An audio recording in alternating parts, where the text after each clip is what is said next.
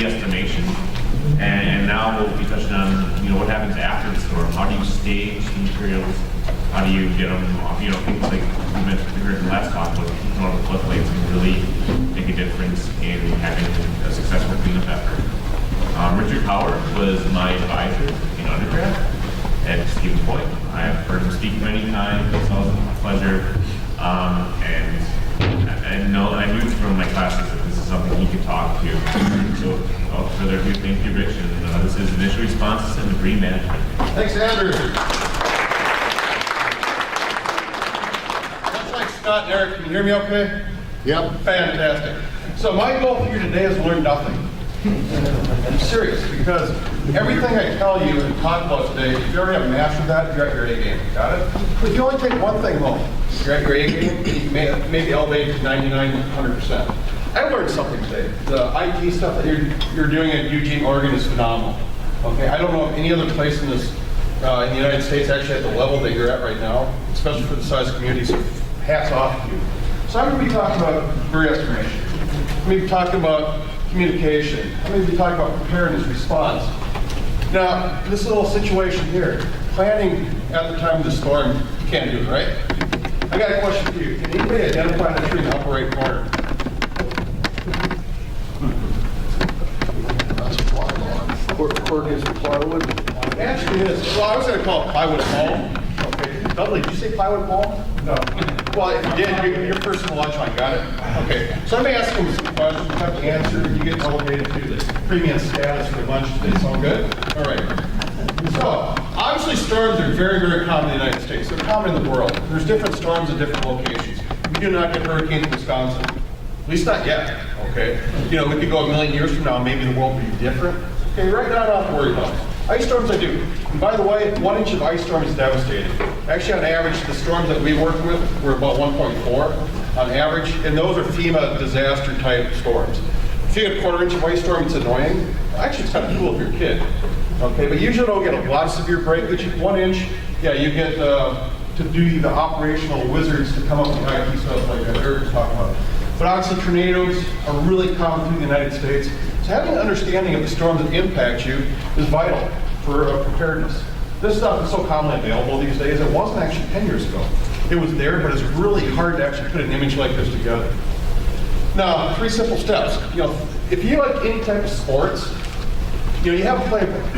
And what you usually do is, during the game of operation of whatever sporting event, if you're a coach, you kind of distill it down into maybe an index card, maybe an 8x11, maybe 11x17 full, but it has all the little things that you're going to do from a defensive, offensive perspective, correct? So from an offensive, defensive perspective, clearing and removing and abating. Those are the 3 major things you have to think about with debris. You want to clear roads. You certainly want to remove high-risk trees and abate high-risk trees that may have a limb that you have to take care of. Okay. Now, how do you get to that simplistic operation? There's a lot of different strategies to do that. Now, in the United States, if I would give this talk 10 years ago, certainly 20 years ago, I would have actually said planning for storms is uncommon. I actually edited this the other day. Reason being is when we did this work in 2015, where we asked so many different people like Kathy Beck, hey Kathy, donate a couple of years of your life, give us data. Thank you, Kathy. But those of you that actually did it, we can make statements like this. In the United States, if you're in one of these population groups, you can either say I'm above the others because I'm one of the blue blocks, I have a plan, okay?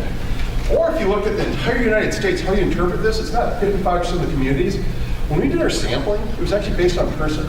So 55% of the people in the United States live in a community that has a storm response plan, which is really encouraging. Now, 45% don't. Okay? And so obviously Tampa, I could have in here, Tampa has what, 200,000 people? 337, okay? Compared to where I grew up, Lake Benton, population 800. And so if Lake Benton didn't have a plan and Tampa did, it'd be 50% right. But if you put all the population there, 800 plus your 377,000 people, obviously it'd be a high percentage. So it makes sense. And it's kind of a cool sample design that just happened by fluke. I didn't design it, just that's how it happened. So I like we can make statements. So I'll have just a few of these graphs. That's how you interpret it all the way on the right side. It's on a people basis, which to me makes sense. I'm glad it turned out that way because urban forestry is about people and communities are formed with people. So that's the sample design. Now, if you don't have anything in place, this is nice. One of the most gratifying things you can do in life is adapt someone else's work. Okay? So I was trying to find something from Florida. And perhaps there is a statewide debris management plan or storm management plan that you can use as a template. Is there one? 'Cause I couldn't find it online. And you can find everything online, right? No, you can't. But I couldn't find anything for Florida, but Connecticut has a good one. Consult with that. Or maybe get the plan from Eugene. Or maybe Tampa has a plan.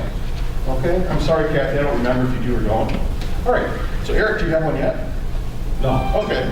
So you're kind of like that first slide. Okay. So, also, have you ever seen this, Storms of the Urban Forest?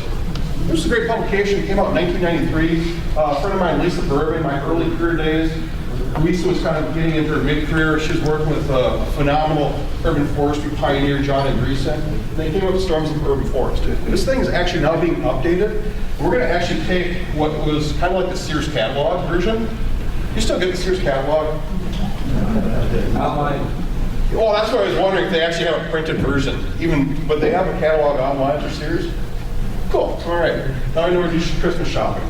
But anyways, for this particular system, we've distilled it down probably to 32 pages, I think is our goal, to actually really take home messages that you can apply, more like the playbook, 11 by 17 fold over. Integrated approach. Emergency management of trees is just not a plan. It should be embedded in everything you do. Urban Forestry 101, how you plant trees, how you remove trees, how you prune trees, how you actually integrate with public works and parks and all the people that have some impact on making a community come back to where they want to be. Okay? And so think of all these things together. This is something we actually put in our tree risk management manual. So the U.S. Forest Service tree risk management system. This is an image that came from that. A lot of cool things we've learned over time. My good friend Gary Johnson, he has people he likes to call Jolly Baldies. Okay, we could call them maybe citizen scientists these days. These are people that actually have been trained after a storm to go out and assess why did that tree fail? Why is it laying on the ground? Can we find any attributes that would suggest we could have prevented this? And what they actually found in Minnesota, we found this in some other locations, is a high percentage of trees that fail after a storm have defects that we can account for. Now, from your observation, does that seem reasonable? Yeah. So, here's the thing. There is some evidence that we can actually reduce the amount of damage that occurs from storms, make your communities more resilient by urban forest practices that we do, okay? So that's a good thing. There's also a lot of great publications. Now, I was involved with storms in 1999 in Minnesota. We had 4 storms. They occurred on the 1st or the 15th of the month. It was amazing. I'm not making this up. It was the May 15th storm, the May 1st storm, the June 1st storm, the June 15th storm, okay? And then there was one oddball, it was the March 29 tornado. It was pretty close to April 1, right? So anyways, that one was an F4 tornado. After the storm, someone goes, do you have a list of tornado-proof trees? Similar to like, do you have a, the most catastrophic hurricane you could expect? Are there some trees that can resist that? I've been told there's some trees, I don't know if they're most catastrophic, but I've been told there's trees actually that have response mechanisms in Florida that give them resiliency to storms. Okay? I know this actually with ice storms, loblolly pine, for example. Your Florida loblolly pine, they will just get beat up by an ice storm. The North Carolina ones, though, they can actually tolerate it to a better degree. Why? What do your loblolly pines look like in Central Florida? What is they look like a ball on a stick, right? What do they look like in North Carolina? They're more upright. And it's just a biological response. If you get beat up and get killed, you don't pass on your genes. Okay? It's a basic biological lesson. You pass on your genes if you're alive. It's just the way nature intended it, I guess. So anyways, that's good publication. Another thing we found out, which is kind of disheartening, is trees are not part of emergency planning team building. Where you get the people together and you say, what about manhole covers, culverts, roads, etc. Trees should be part of this. Cool. We have a piece of information to work from. Okay? We can go upward. So only about a quarter of people live in a community where trees are part of the discussion-making process before storms happen. Okay? We've got a place to build them, right? Trees should be part of that. I don't think I have to, does anyone disagree with that? Because you can go last in the lunch line if you do. But that's cool if you do. That's your perspective. So let's talk a little bit about the outline where I'm going today. You heard some really good, phenomenal information from Eugene, and they focused, they had that image just on the preparedness part. But those of you from that work for Florida Forest Service. I see the little certified forest fighter badge, which you had to prove and earn that, right? Really intensive, cool stuff. But this is a classic emergency management that was built upon fire. And certainly with fire, there's things you can tell me about how to mitigate, don't have long-leaf needle pines on your roof, or a lot of pine needles on your roof. It just makes it more fire-prone, okay? Don't have the firewood pile next to your house, although it may be convenient. Embers catch the firewood pile on fire, and there goes your house. Okay, that's not good. But anyways, mitigation with trees, we'll briefly talk about that. Activities you do to reduce the effects of disasters. We'll talk briefly about preparedness. One slide, we're covered today on preparedness, which is planning for response before the day of disaster happens. We'll spend a little more time on the response part, okay? And that is activities we do after the disaster happens, whether it's a firestorm, a hurricane, a windstorm, any event, an ice storm that you have to deal with, and then the recovery part. And to me, this is kind of returning to normalcy, because it's a stressful event after a major disaster happens, right? But just think about children, and what their little minds are going through. Or maybe they're just resilient. It's just a fun time sledding down the hill during an ice storm. And my stepdad was a dairy farmer. And actually, he could not milk his cows for 3 days because the power was out. I'm sure that was pretty stressful for him because he was not getting a paycheck for 3 days. And then after the electricity came on, his milk production dropped by 40%. And that was a year-long 40% reduction until the cows actually went dry, and then they had a little calf and they could be milked again, and the production went up. So that was a major economic impact these things have. A lot of stress.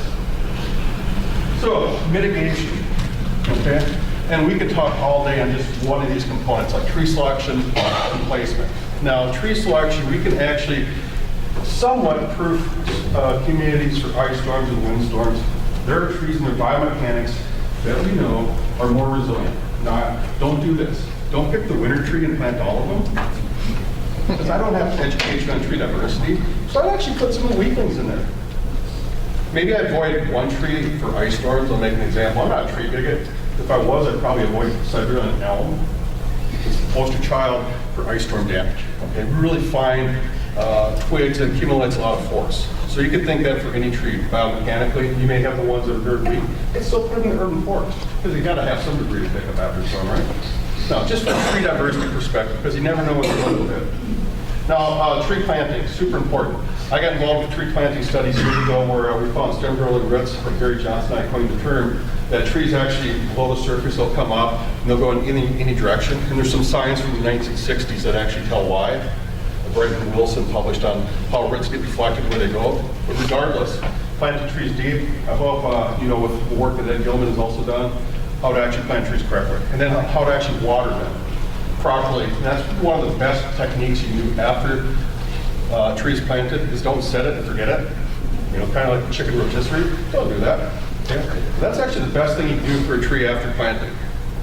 So let's talk preparedness on one slide. Have that person who's the point of contact. Scott, who's the point of contact in your forestry operation? There are several folks, actually. But is there one that ultimately funnels up to? Or are you just a group of people that actually cooperate very well, so you have multiple? We like having that redundancy and having a lack of hierarchy. That's not bad. My good buddy Bill Vanderwijk, he's a retired city forester in Champaign, Illinois. Every time I was with Whitey at an ISA conference, guess what happened in Champaign, Illinois? They got a storm. So he had the other POC that was assistant city forester. So great point. Having that built-in redundancy, but someone also that understands incident command.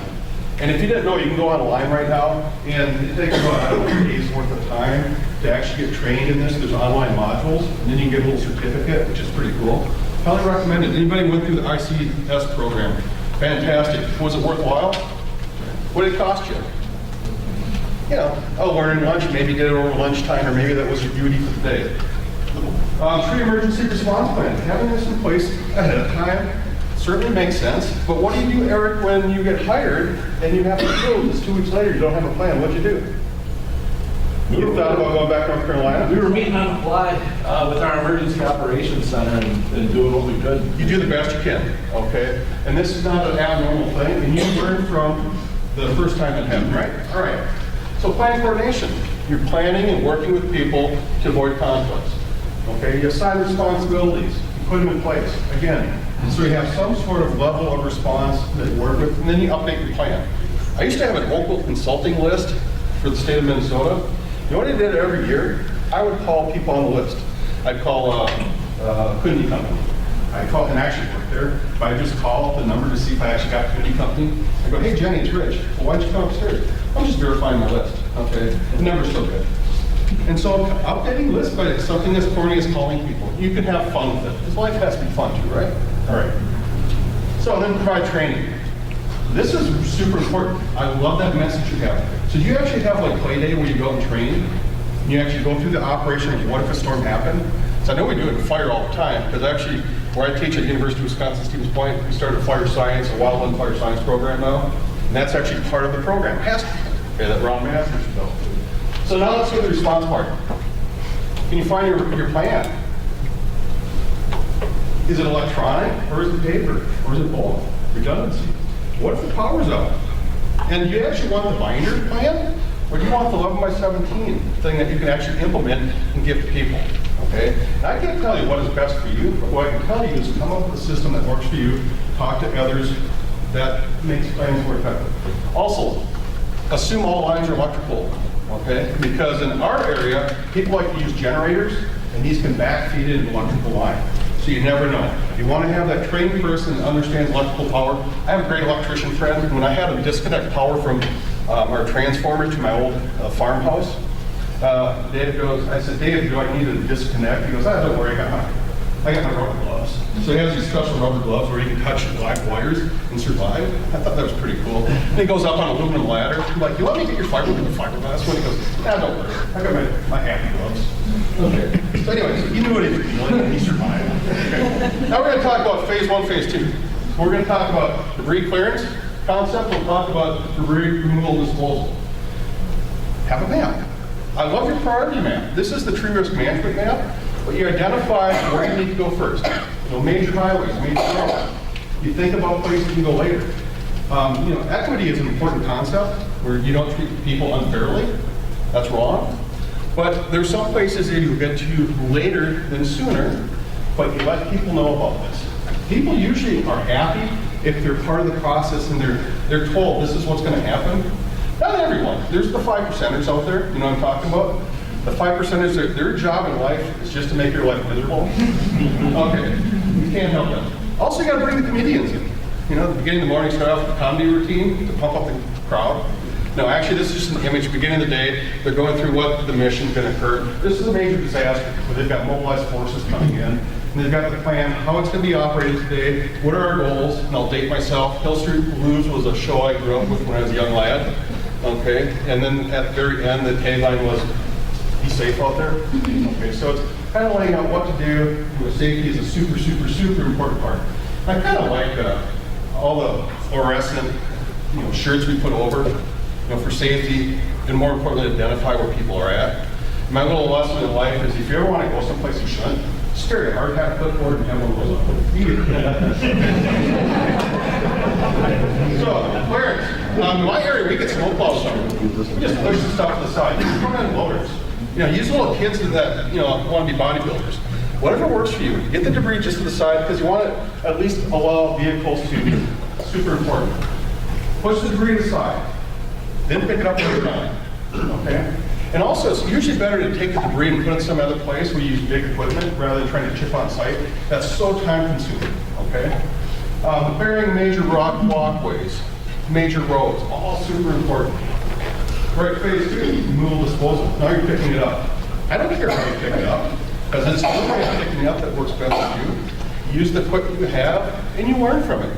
You may modify your operations. I'd suspect that would be the case. Okay? So Scott and Eric, you don't have anything else to change anymore, right? Hardly. No. I mean, I'm an academic. Okay? We're always coming up with things we think is right and learn is wrong. So we come up with a new way it's right today, and then next year it may be wrong again. Or we kind of have this adaptive management where we learn from what we do, and we try to make it better. Okay? Well, the staging areas. Sometimes taking over a playground is not a bad idea if that's all you got. But identify ahead of time, okay? Especially thinking about requirements like FEMA. That'd be a bummer. You know, they're just went $100,000 down the drain. Why? You had your staging area in the wrong place. Okay? So you have to strategically think about where to put these things in advance.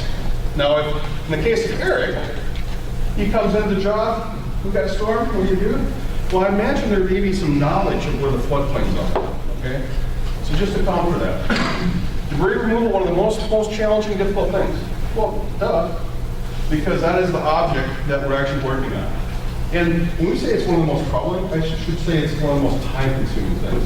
It takes a long time. Plus, a year later, the next little minor windstorm comes and you have trees that have been damaged, and then that damage is exacerbated and that branch may fall to the ground. So it's actually, once you pick up the debris, you'll have these period pulses of debris with minor storms in upcoming years. Whatever system works for you to quantify debris, maybe have a truck that has a little Q code on it. You scan it in. Or maybe you have a paper log. I'm a techie person, but I still get really concerned if you have it all electronic and what if something happens to that record. So redundancy is not a bad idea either, okay? Where you could have perhaps the trucker keep a paper log, but again, come with a system that works with you and the types of equipment. What I really love, I get to travel the world and some cool things that people do. I was in Australia and I'm at a site where there's a tree operation across from a hotel. And there's a bobcat in the back of the chipper truck. I'm like, how'd they get it up there? And then they pulled the ramps out to drive it off. Like, oh, that makes sense. So they just drove it up, they drove it out. And what did they save? A trailer and another vehicle to bring the bobcat out there. So just, if you give an engineer or a mechanic or an equipment operator a mission, they can usually figure it out. All right, communication. You heard a lot of cool things yesterday, but it's one of the most challenging. One take-home point I want to let you know is it's kind of like Chicago rules of politics. Vote early and often. Communicate early and often. Okay? Let people know who is the point of contact. Give the phone number out. Have that identified person. Now, I'm one that I'd say let anybody communicate, but I also work for an agency, a university, that they're really formal on who's the person that can respond to a certain situation. So get that stuff worked out ahead of time. Super, super, super important. But bottom line is getting messages out. All I have to say is Hurricane Katrina. Does that give you a mental picture of what happens when communication goes haywire? Okay. I didn't know what to think. First of all, my oldest daughter's Katrina. She goes after the storm. She goes, Dad, why did they name the storm after me? Just think about what we did yesterday. Okay, Dad. But no, she's a great kid. But obviously that mental picture we have in our head of people in the Super Bowl or in the Superdome. Is that the Dome Stadium in New Orleans? Yeah. Okay, great. But that was just mentally, it's like, is society over now? That's the first thought that came to my mind. I can't believe this has happened to a population. Power goes out, satellite goes out, or your internet access doesn't happen, or, okay, get these things. Have alternative mechanisms, redundancy built in. Communicating people the scope of work, super important. Debris left over on the streets, communicate people, it's going to be another 6 weeks. Why? Because this is the level of storm. You can have a point of reference. This is Irma relative to Wilma, okay? Of a level of, and people get this. It's like, oh yeah, I remember Wilma, that was bad. Irma's even worse.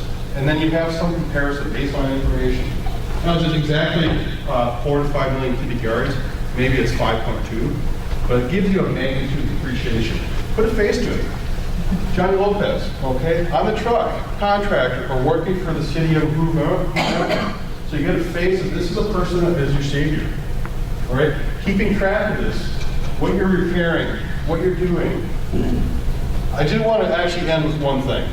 There are systems out there, and I'll just talk about storm damage protocol. Very important storm planning to identify potential debris in the mounds, the cost of perhaps reduction pruning. It's a great system. Actually, it's embedded in iTree. Dudley was part of this, where actually you can use iTree as a mechanism to actually pre-storm plan for debris, and then after the storm, go to the same locations. It's a sampling system. About 2% of your population, I would add to this from a statistical standpoint, you probably need a minimum of about 40 to 50 locations. They only have to be about 100 feet in length. Okay, they say a 2% sample of streets, but I'd say a minimum end size, you should have 40 to 50 statistically.